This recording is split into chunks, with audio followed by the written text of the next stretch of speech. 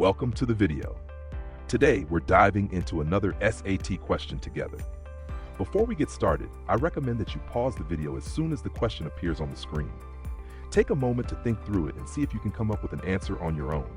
This way, you'll get the most out of the explanation and strengthen your problem-solving skills. Let's get started.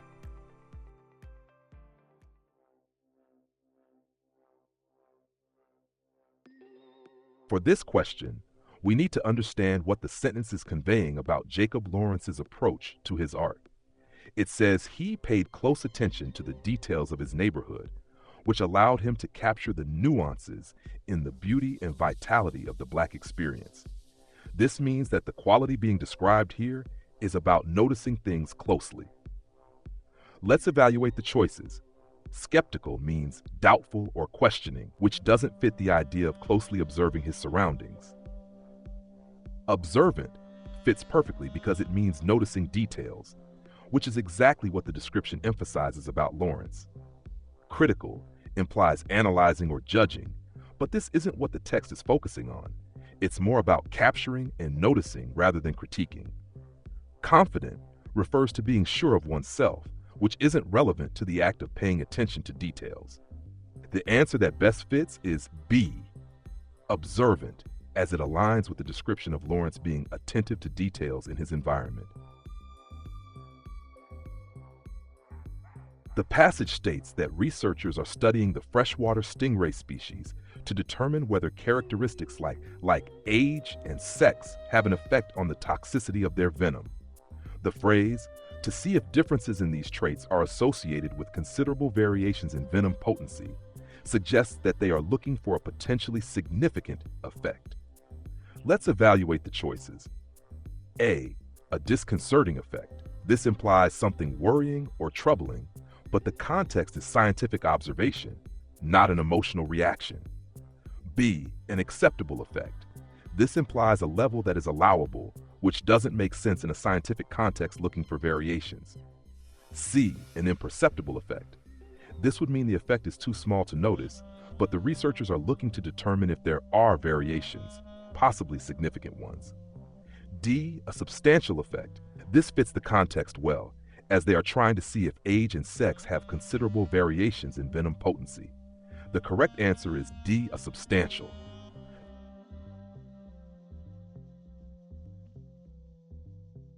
The sentence describes hiccups, which are caused when the diaphragm contracts. The context suggests that these contractions are uncontrollable, which implies that they happen without deliberate control. Let's evaluate the choices. A, involuntarily. This means happening without conscious control, which fits perfectly with the description of hiccups as uncontrollable. B, beneficially. This suggests a positive effect, but it doesn't describe the nature of the contraction itself. C, strenuously. This means with a lot of effort, which doesn't fit the description of hiccups. D, smoothly. This implies an easy or flowing movement, which doesn't fit the idea of hiccups being uncontrollable. The correct answer is A, involuntarily.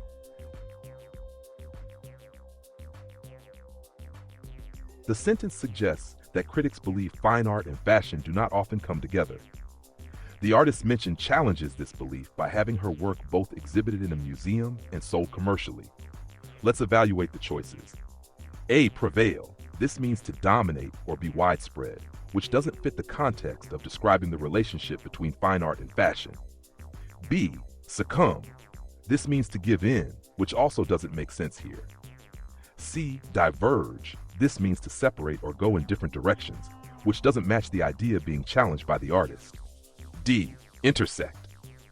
This means to meet or come together, which fits perfectly since the artist's work is both fine art and fashion, combining the two worlds.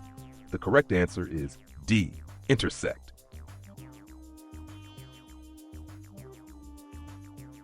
The sentence discusses characters in Shakespeare's comedies rebelling against societal expectations.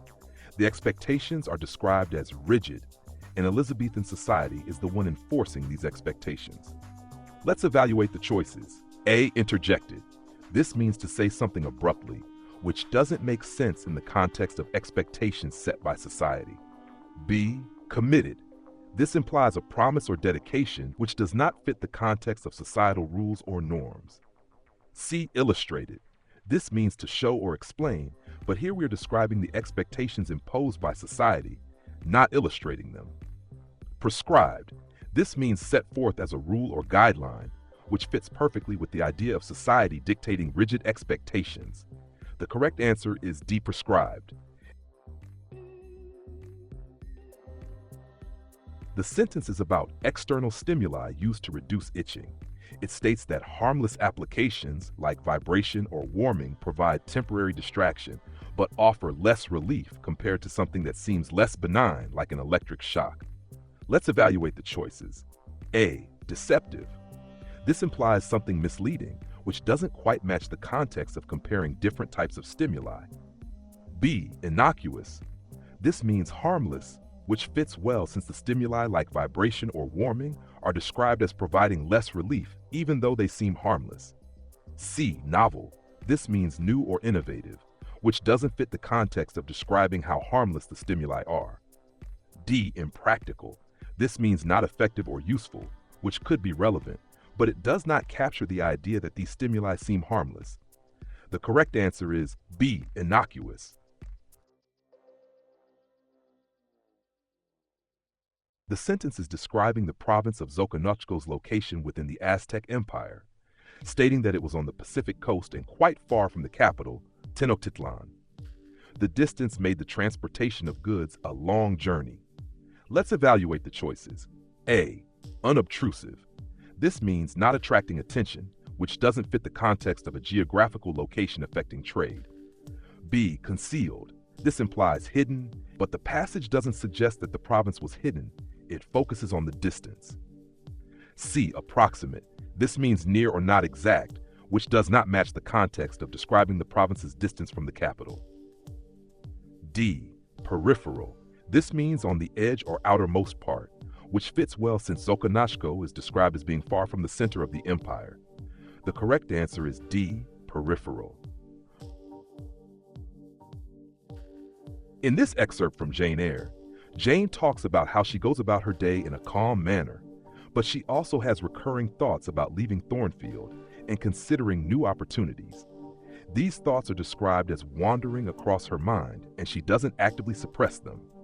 This shows an inner tension despite her outward composure. Let's evaluate the choices. A. To convey a contrast between Jane's outward calmness and internal restlessness. This fits well because Jane is described as calm in her work, but her mind is restless, thinking of reasons to leave and considering new opportunities. B. To emphasize Jane's loyalty to the people she works for at Thornfield Hall. There is no mention of loyalty. Rather, she is thinking of leaving. To demonstrate that Jane finds her situation both challenging and deeply fulfilling. There is no indication that Jane finds her role challenging or fulfilling. The focus is on her thoughts of leaving. To describe Jane's determination to secure employment outside of Thornfield Hall. While she is considering new opportunities, it is not expressed as a determination. She mentions letting these thoughts germinate and bear fruit if they could, which implies a lack of urgency or determination. The correct answer is A. To convey a contrast between Jane's outward calmness and internal restlessness. Text 1 describes the discovery of the EGR gene in both humans and panther worms, and suggests that this discovery is promising for understanding regeneration in humans. Text 2, however, points out that while both species possess the EGR gene, it functions differently in humans compared to panther worms, and the precise operation in humans is still unclear. The author of Text 2 would likely find Text 1's characterization of the discovery a bit too optimistic, since the exact mechanism in humans is not well understood yet. Let's evaluate the choices. A. It is reasonable given that Srivastava and her team have identified how EGR functions in both humans and panther worms. This is incorrect because Text 2 suggests that the function of EGR in humans is not fully understood. B. It is overly optimistic given additional observations from Srivastava and her team. This fits well because Text 2 implies that, while the discovery is exciting, there is still uncertainty about how the gene works in humans. It is unexpected given that Shrivastava and her team's findings were generally met with enthusiasm. There is no mention of the findings being unexpected. The focus is on the limitations in understanding the gene in humans. D. It is unfairly dismissive given the progress that Shrivastava and her team have reported. Text 1 is actually positive and enthusiastic about the discovery, not dismissive. The correct answer is B. It is overly optimistic given additional observations from Shrivastava and her team. In this excerpt from Shakespeare's Sonnet 27, the speaker describes going to bed exhausted from physical toil, but instead of resting, his thoughts go on a journey to his friend. The thoughts keep him awake even though he is tired. Let's evaluate the choices. A. The speaker is asleep and dreaming about traveling to see the friend. This is incorrect because the speaker is awake, as the text describes his thoughts keeping his drooping eyelids open wide. B. The speaker is planning an upcoming trip to the friend's house. This is not accurate, as the journey mentioned is a metaphorical one, happening in the speaker's thoughts, not an actual plan for travel. C. The speaker is too fatigued to continue a discussion with the friend. There is no indication of an ongoing discussion. The speaker is simply thinking about the friend while in bed. D. The speaker is thinking about the friend instead of immediately falling asleep. This matches well with the description. Despite being tired, the speaker's thoughts go to his friend, keeping him awake. The correct answer is Morstra D. The speaker is thinking about the friend instead of immediately falling asleep. In this excerpt, the Lord Chancellor witnesses a crowd gathered outside, shouting various things like bread and taxes without a clear purpose. He repeats to himself, "What can it all mean?" indicating confusion about the crowd's intentions. Let's evaluate the choices. A. He asks about the meaning of the crowd shouting, even though he claims to know what the crowd wants. This is incorrect, as the Lord Chancellor does not claim to know what the crowd wants. Rather, he is confused. B. He indicates a desire to speak to the crowd, even though the crowd has asked to speak to the subwarden. There is no mention of the Lord Chancellor wanting to speak to the crowd. C. He expresses sympathy for the crowd's demands, even though the crowd shouting annoys him. There is no indication of sympathy or annoyance from the Lord Chancellor, just confusion. D. He describes the crowd as being united, even though the crowd clearly appears otherwise. This is correct. The Lord Chancellor notes the crowd's unanimity, despite the fact that people are shouting different things and seem unsure of what they really want. The correct answer is D. He describes the crowd as being united, even though the crowd clearly appears otherwise.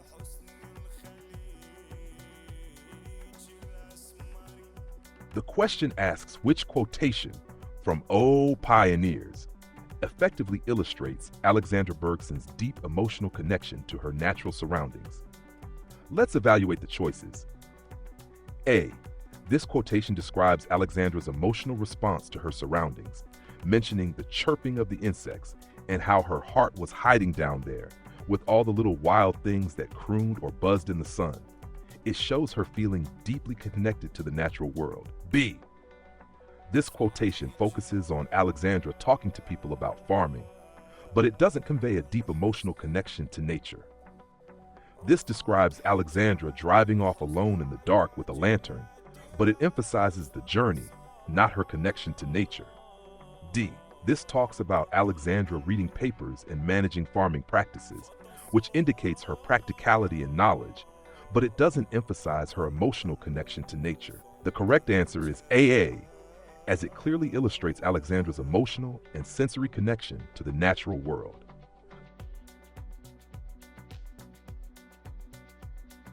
The researchers claim that two languages spoken at different rates can convey a similar amount of information. Let's look at the data. Vietnamese has a rate of speech of 5.3 syllables per second, but conveys 42.5 bits per second. Spanish has a rate of speech of 7.7 syllables per second and conveys 42.0 bits per second. Even though Vietnamese is spoken much slower than Spanish, They both convey similar amounts of information. Let's evaluate the choices. A. Thai and Hungarian have the lowest rates of speech and the lowest rates of information conveyed.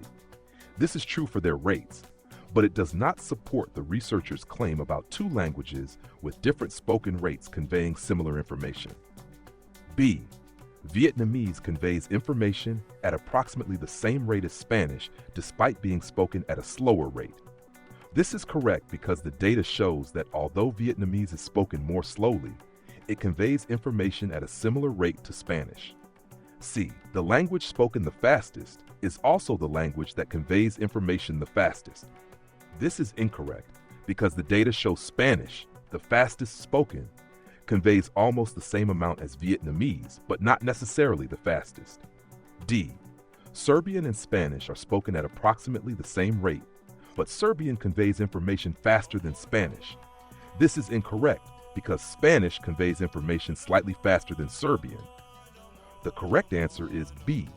Vietnamese conveys information at approximately the same rate as Spanish, despite being spoken at a slower rate.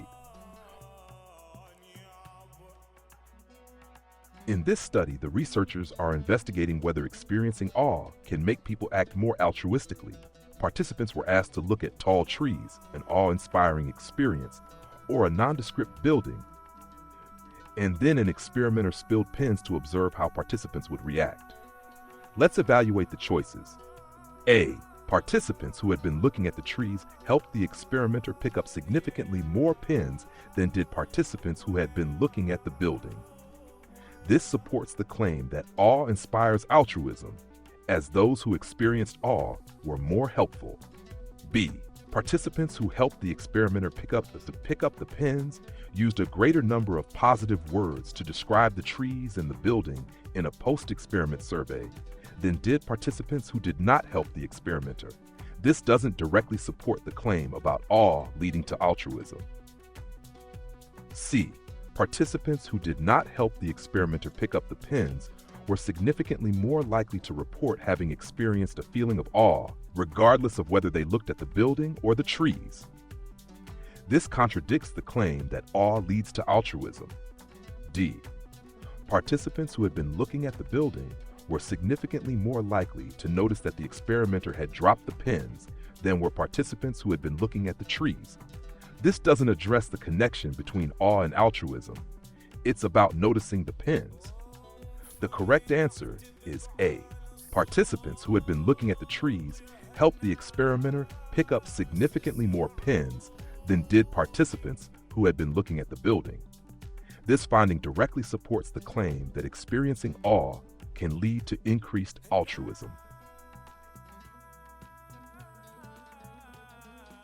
The prompt is asking us to identify which comparison would best show the change in employment sectors in both France and the United States, particularly focusing on the decline in agriculture and the rise in services over the past 200 years. Let's evaluate the choices. A. 1900 with the employment by sector in 1950. This comparison shows only a 50-year difference, which might illustrate some changes, but not the significant long-term transformation over 2 centuries. B. 1800 with the employment by sector in 2012. This comparison covers over 200 years and will clearly show the substantial decline in agriculture and the rise in services, which is what the prompt is highlighting. C. 1900 with the employment by sector in 2012. This comparison spans 112 years and shows some of the changes, but it misses the complete long-term transformation beginning in 1800. D. 1800 with the employment by sector in 1900. This comparison covers only 100 years and would not provide as complete a picture of the long-term trend as comparing 1800 with 2012. The correct answer is B. 1800 with the employment by sector in 2012. This comparison spans the full 200 years and effectively shows the major shift in employment sectors, specifically the decline in agriculture and the rise in services.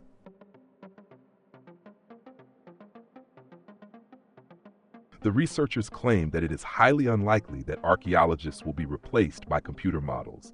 We need to find a piece of evidence that would directly support this idea. Let's evaluate the choices. A. In the researcher's study, the model was able to categorize the pottery fragments much more quickly than the archaeologists could. This would support the idea that the model is more efficient, which could indicate it might replace archaeologists, contrary to the researcher's claim. B. In the researcher's study, neither the model nor the archaeologists were able to accurately categorize all the pottery fragments that were presented.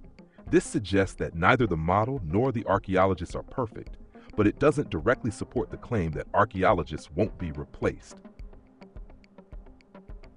A survey of archaeologists showed that categorizing pottery fragments limits the amount of time they can dedicate to other important tasks that only human experts can do. This supports the claim that archaeologists do more than just categorize fragments, tasks that are beyond the model's capabilities, making it unlikely that they will be replaced. A survey of archaeologists showed that few of them received dedicated training in how to properly categorize pottery fragments. This implies a lack of training rather than directly supporting the claim about replacement. The correct answer is C. A survey of archaeologists showed that categorizing pottery fragments limits the amount of time they can dedicate to other important tasks that only human experts can do. This directly supports the researchers' claim that archaeologists will not be replaced by the model, as they have unique skills beyond categorization. The text suggests that military service provides familiarity with organizational structures similar to those found in civilian government bureaucracy. This familiarity explains why veterans hold a disproportionately high number of civilian government jobs. Let's evaluate the choices. A. Makes civilian government jobs especially appealing to military veterans. This fits well because the familiarity gained in military service makes these jobs more appealing and accessible to veterans, explaining their higher representation. B. Alters the typical relationship between military service and subsequent career preferences. This is vague and does not explain why veterans are more represented in civilian government jobs. C. Encourages non-veterans applying for civilian government jobs to consider military service instead. The text does not imply that non-veterans are encouraged to join the military. It's about the impact of prior military service. D. Increases the number of civilian government jobs that require some amount of military experience to perform. The text does not mention that these jobs require military experience, only that veterans tend to take them. The correct answer is A. Makes civilian government jobs especially appealing to military veterans.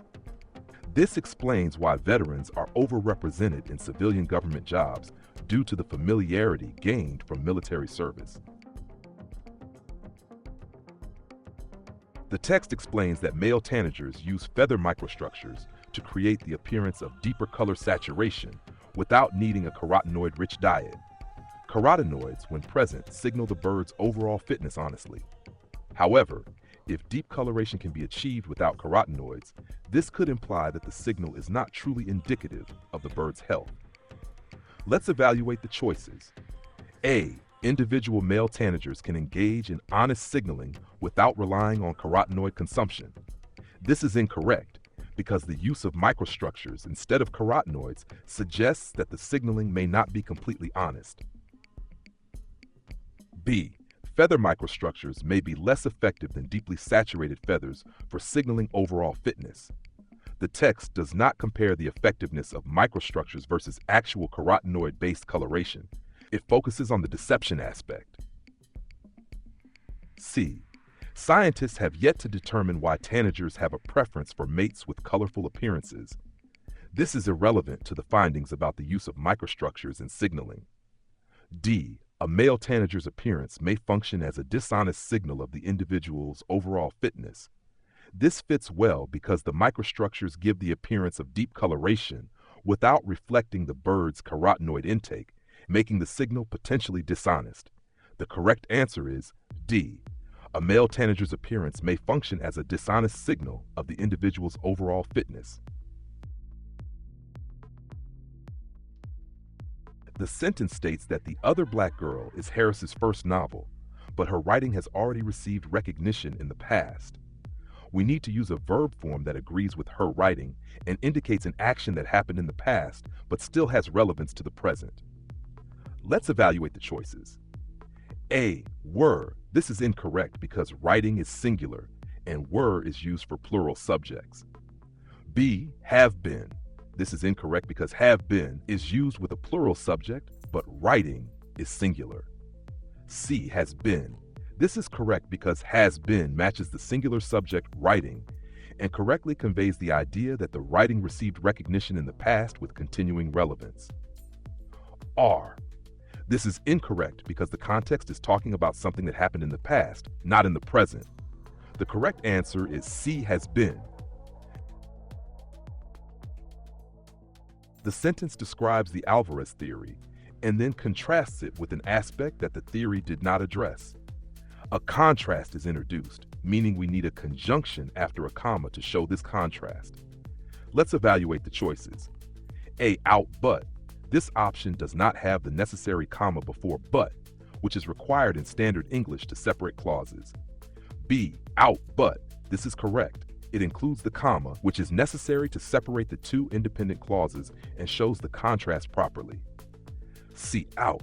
This leaves the sentence incomplete and does not introduce the contrasting idea. D. Out.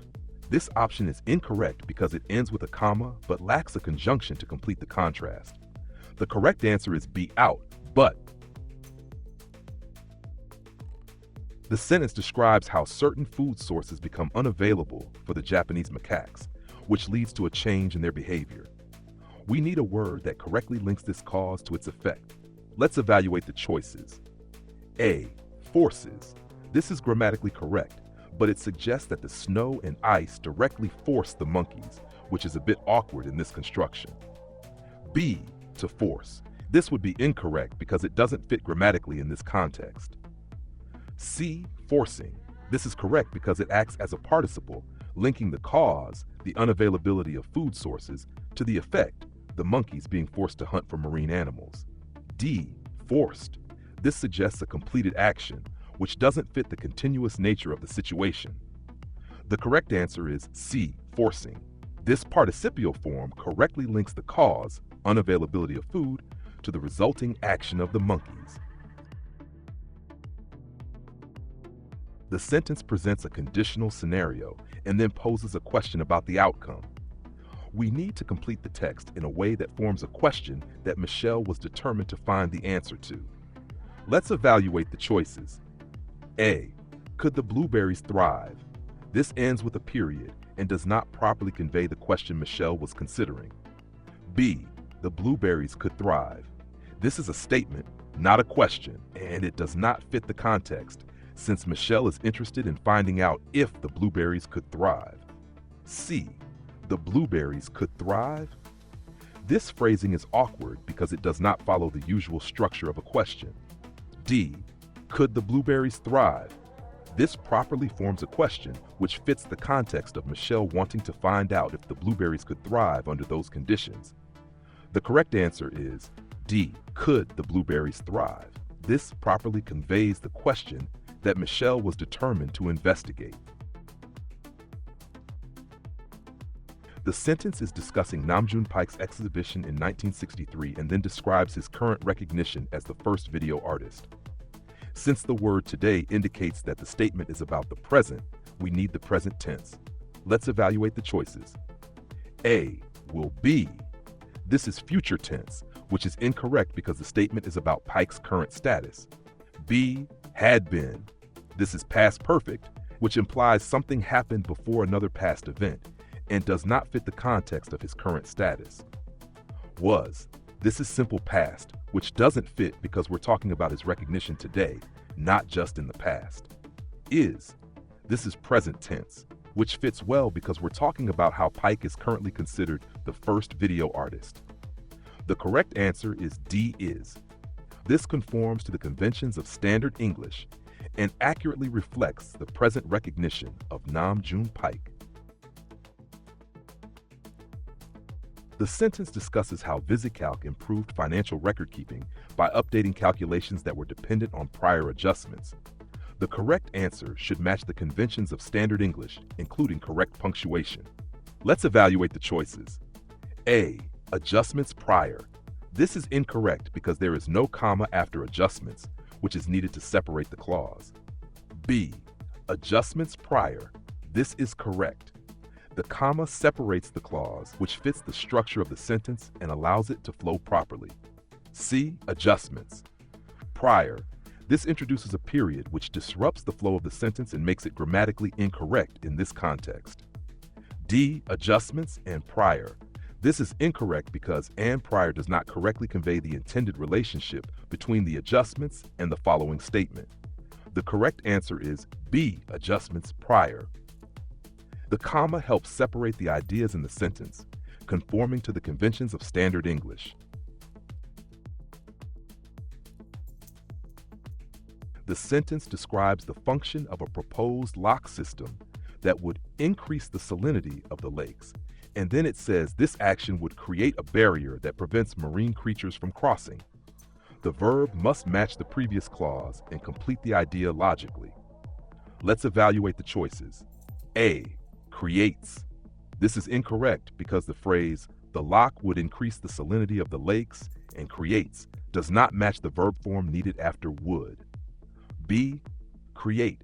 This is correct because would create matches with the structure used earlier, would increase, showing a conditional or future possibility, creating. This would imply that it is happening simultaneously as a secondary action, which doesn't match the intended structure of this statement. D. Created.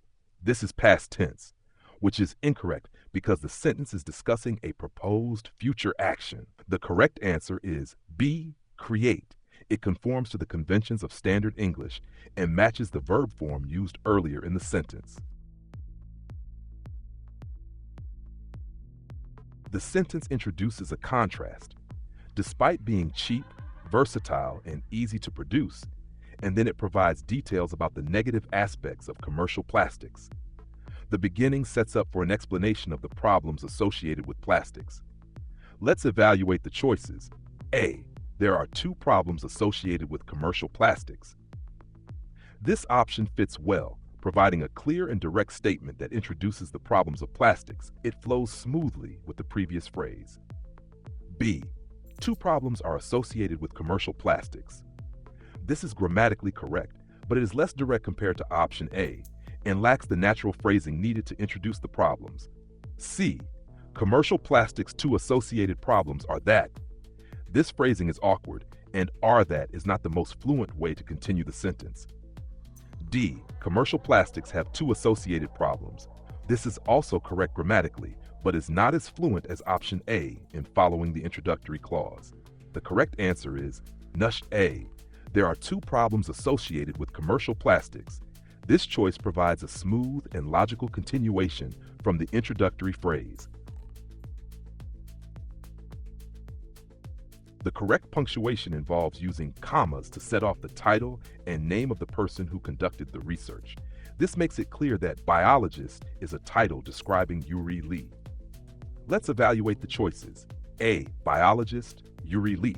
This has the correct comma after biologist, but is missing a comma after Lee, which is necessary in this sentence structure. B. Biologist Yuri Lee. This option incorrectly places the comma after Lee, which makes the sentence awkward. C. Biologist Yuri. This is incorrect because it lacks commas altogether, making it unclear that Yuri Lee is being introduced as the biologist. Biologist Yuri Lee. This is correct. The comma set off Yuri Lee, indicating that it is in a positive that provides additional information about the biologist. The correct answer is D. Biologist Yuri Lee.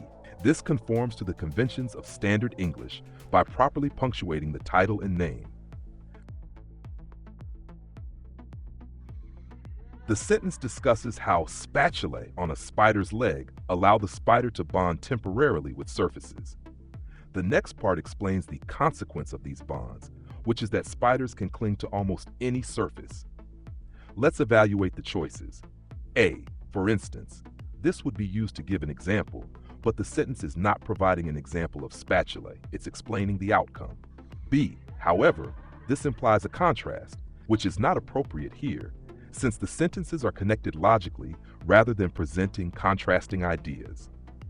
C. Similarly, this would indicate that another similar thing is being discussed, which is not the case here.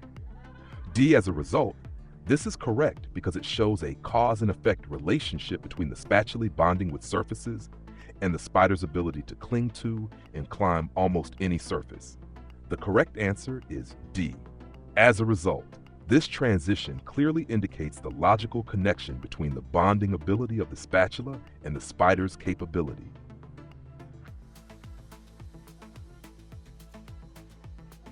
The text describes how Amrita Shergill was in an ideal setting for a young artist, Paris, but then states that despite this seemingly perfect opportunity, she longed to return to India. The transition needs to show a contrast between her current situation and her desire to return home. Let's evaluate the choices. A. Still. This is correct. It introduces the contrast between being in the ideal city for an artist and her desire to return to India. B. Therefore. This implies a logical consequence, which doesn't fit the contrasting nature of the sentence. C. Indeed, this would be used to emphasize or affirm something, but the sentence needs a contrasting transition. D. Furthermore, this adds additional information, which doesn't match the contrasting relationship present here. The correct answer is A. Still. This transition effectively shows the contrast between Shergill's ideal environment in Paris and her longing to return to India. The text describes efforts by activists to promote women's suffrage by selling tea in different locations. After mentioning San Francisco, it then provides an example from Los Angeles. We need a transition that indicates a similar action in a different location. Let's evaluate the choices. A. For example, this does not fit because an example has already been provided about San Francisco. The Los Angeles example is not the first one mentioned. B. To conclude, this suggests a summary or final thought, which is not appropriate in this context. C. Similarly, this is correct because it indicates that the action in Los Angeles was similar to the one in San Francisco, both contributing to the same cause. D. In other words, this suggests a restatement or clarification, but the sentence is adding a new example, not rephrasing the previous information. The correct answer is C. Similarly, this transition effectively shows the continuation of similar actions taken in different locations to promote women's suffrage. The student wants to compare the lengths of the two rail tunnels. We need to identify the choice that provides a direct comparison between the Seikan Tunnel and the Channel Tunnel in terms of their lengths. Let's evaluate the choices. A. Some of the world's rail tunnels, including one tunnel that extends from Folkestone, England to Coquelles, France, are longer than 30 miles. This mentions that the tunnels are longer than 30 miles, but it does not directly compare the lengths of the two tunnels. B. The Seikan Tunnel is roughly 33 miles long, while the slightly shorter Channel Tunnel is about 31 miles long. This effectively uses the information to compare the lengths of the two tunnels, mentioning both their lengths and the fact that one is longer than the other. C. The Seikan Tunnel, which is roughly 33 miles long, connects the Japanese islands of Honshu and Hokkaido. This only provides information about the Seikan Tunnel, not the Channel Tunnel, and it focuses on the connection rather than making a comparison. Both the Seikan Tunnel, which is located in Japan, and the Channel Tunnel, which is located in Europe, are examples of rail tunnels. This describes the locations but does not provide any comparison of their lengths. The correct answer is B. The Seikan Tunnel is roughly 33 miles long, while the slightly shorter Channel Tunnel is about 31 miles long. This choice effectively makes a direct comparison of the lengths of the two tunnels. The student wants to explain the term flauna and provide an example.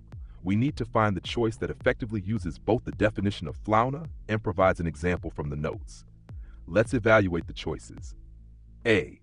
The term flauna, used by Los Angeles-based painter John Ching, is a combination of the words flora and fauna. This provides the definition, but does not provide an example of what fauna means in the context of John Ching's artwork. B. John Ching uses the term fauna, a combination of the words flora and fauna, to describe the subjects of his surreal paintings, plant-animal hybrids such as a parrot with leaves for feathers.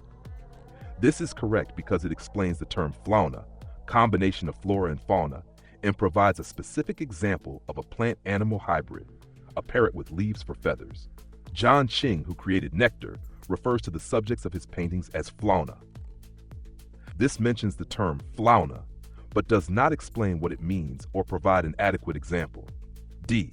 The subjects of Nectar and Primavera are types of fauna, a term that the painting's creator, John Ching, uses when describing his surreal artworks. This mentions the term fauna and its use, but it does not fully explain the meaning of fauna in a way that is clear or provide an explicit definition. The correct answer is B. John Ching uses the term fauna, a combination of the words flora and fauna, to describe the subjects of his surreal paintings, plant-animal hybrids such as a parrot with leaves for feathers. This choice effectively provides both an explanation and an example of fauna.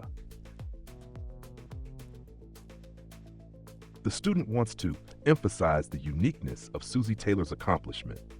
We need to choose an option that highlights what makes her achievement particularly noteworthy. Let's evaluate the choices. A. Taylor fled to St. Simon's Island, which was then occupied by the Union Army, for whom she began working. This provides background information about her escape and the Union Army, but does not highlight what makes her accomplishment unique. B. After escaping slavery, Taylor began working for an all-black Army regiment as a nurse and teacher.